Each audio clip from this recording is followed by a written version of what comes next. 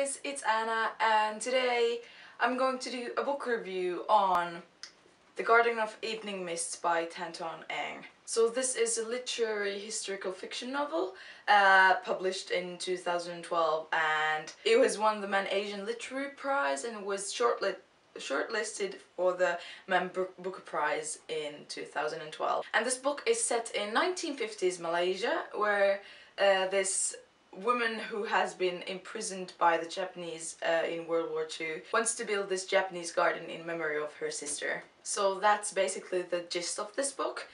And yeah, the blurbs on this cover say it's ravishing, atmospheric, haunting and beautiful, and I think they're absolutely correct. This is a novel simultaneously about forgetting and remembering and all the things that are really awful in this world, but the things that make this life really living for. It's written just beautifully, and you sometimes just really feel like you yourself are the one building that garden in 1950s Malaysia. And it's a very multi-layered novel.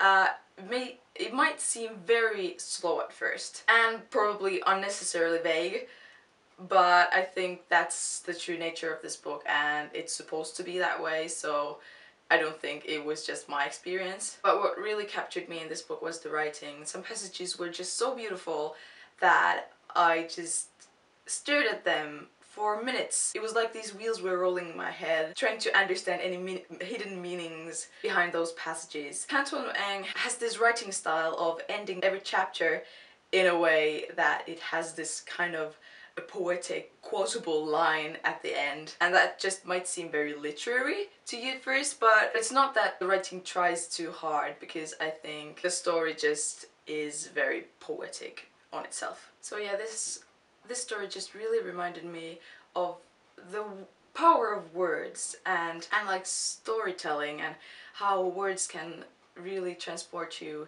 into a different time and place, and how they can make you feel things without even knowing it. Like sometimes I just would read a passage and I wouldn't even notice that my eyes were getting watery and that I was just staring at those words like dumbfounded. All in all, I don't think The Garden of Evening Mists is a perfect book.